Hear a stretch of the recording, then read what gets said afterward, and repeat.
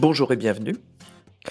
Je voulais profiter d'une de mes dernières acquisitions pour vous parler des modèles fabriqués en Thaïlande.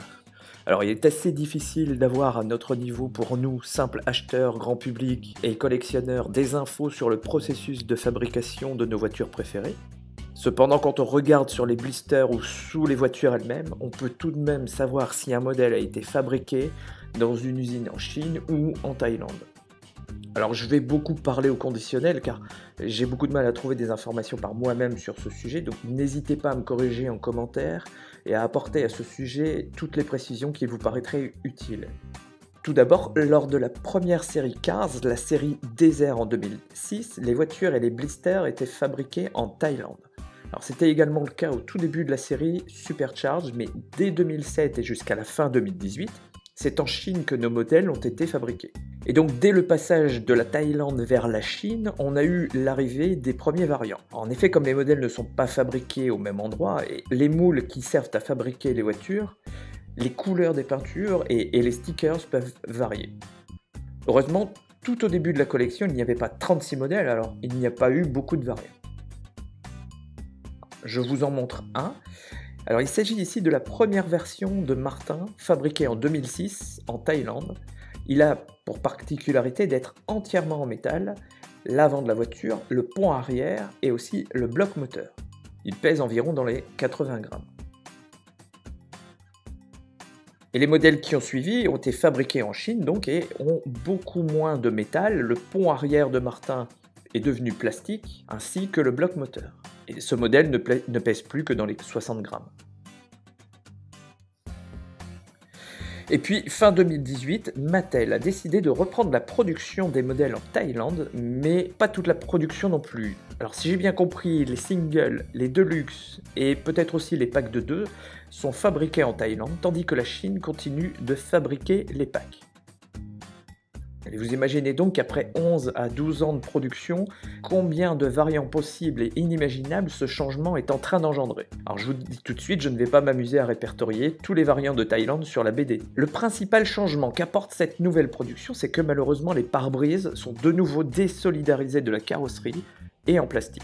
Ils ont essayé de reproduire l'ombre des paupières dans le blanc des yeux, mais quitte à refaire des nouveaux pare-brises, en tout cas pour ma part, je pense que autant refaire le relief des paupières plutôt que de le dessiner.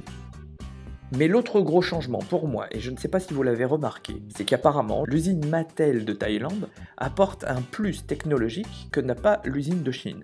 L'usine Mattel de Thaïlande est capable d'imprimer directement sur les carrosseries ou toute autre pièce comme les roues par exemple. Et ça on peut le voir notamment avec les modèles qui ont les motifs les plus complexes. Prenons par exemple Florida Ramon. Avant, les designs les plus complexes étaient faits entièrement en stickers et parfois ça se voyait parce que l'application du décalco pouvait générer des plis. Alors, on peut le voir par exemple sur cette version de Ramon qui n'en demeure pas moins magnifique quand même. Eh bien, pour cette version de Florida Ramon, si on regarde de plus près, on voit bien que les motifs sont imprimés. Ce procédé apporte évidemment beaucoup d'avantages. D'abord, j'imagine que ça permet un énorme gain de temps à l'assemblage. Ça permet aussi beaucoup plus de liberté sur les décorations possibles, de mettre de la couleur sur des éléments qui ne pouvaient pas en avoir auparavant, comme les boulons d'une roue, et il y a moins de défauts d'alignement, de déchirures ou encore d'oubli d'une décoration sur un modèle. Mais il reste encore un défaut, en tout cas à mon avis, c'est la résolution trop faible de l'impression. On dirait le même rendu qu'on aurait à la maison avec une vieille imprimante jet d'encre. Alors on va pouvoir voir tout ça de plus près sur cette dernière version de Martin, un nouveau modèle de Martin issu de Cars 3, mais aussi un modèle désormais fabriqué en Thaïlande, avec toutes les caractéristiques qu'on a pu évoquer précédemment. Comme vous le voyez d'ailleurs, c'est indiqué sur le blister, fabriqué en Thaïlande. Un bon point pour ce modèle, Mattel, tout comme Pixar semble avoir compris que Martin n'était plus très populaire depuis Cars 2, il est donc beaucoup plus discret dans Cars 3, et on n'a pas eu d'exagération non plus sur le nombre de Martins produits depuis la série Cars 3. Il apparaît cependant dans le film, affublé de multiples chapeaux pour encourager McQueen, et on a tous pendant le film pensé à tous les modèles de Martin que Mattel allait s'empresser de produire. Alors ça n'est finalement pas arrivé, Mattel nous distille les Martins au compte-gouttes pour que ça passe mieux. Et surtout, Mattel a fait l'effort de ne pas nous le mettre dans un emballage de luxe. Si vous regardez bien, Martin prend toute la place dans son emballage, et c'est à nous de finir l'assemblage, ce qui nous permet de l'avoir un peu moins cher en single.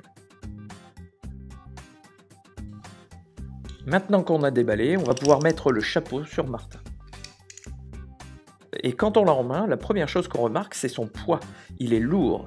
Et si on regarde de plus près, eh bien, s'il est aussi lourd, c'est parce qu'on est revenu comme à la bonne époque, avec un modèle entièrement en métal, y compris le fameux bloc moteur. Les yeux restent en plastique, mais ça a toujours été le cas avec toutes les versions de Martin, même si celui-ci est plat. Sauf que désormais, les yeux sont imprimés, un tout petit peu moins bien qu'avec les stickers d'avant, et avec une ombre pour suggérer le relief des paupières. La bonne surprise vient de l'impression directe sur la carrosserie, qui permet, mieux que les stickers, d'imprimer les motifs au plus près des reliefs de cette carrosserie. Alors on peut regarder les détails qui sont imprimés sur cette version de Martin, et qui n'étaient pas auparavant, comme par exemple ce phare, qui permet d'éclairer l'arrière pendant le treuillage. Le gyrophare aussi est imprimé. Moi je préférais la version d'avant qui était peinte. Et le phare avant de Martin. Et même les jantes aussi peuvent être imprimées. Et bon, comme je vous le disais, malheureusement, la résolution de cette impression me paraît encore trop faible. Donc pour conclure, le principal changement qu'apporte cette production en Thaïlande, pour moi, c'est surtout cette possibilité d'imprimer sur les modèles. Alors le principal avantage, c'est qu'on peut désormais mettre de la couleur et des motifs sur des pièces plus fines et des recoins moins accessibles. Mais le gros inconvénient, c'est la faible résolution d'impression. En effet, Mattel peut, grâce à cette technique, coloriser des détails plus fins comme les boulons sur les roues, les liserés plus fins sur les jantes, etc. Mais malheureusement, alors que ces détails nous incitent à regarder les voitures de plus près, la résolution est plus faible que les stickers imprimés jusque-là. Espérons donc que Mattel augmentera rapidement cette définition d'impression pour qu'on puisse avoir au moins la même qualité que les stickers d'avant, voire davantage. D'ici là, merci d'avoir suivi, et je vous rappelle que vous pouvez suivre toute l'actualité de votre collection sur la BDD et la page Facebook, dont vous trouverez les liens en commentaire. Merci et à bientôt.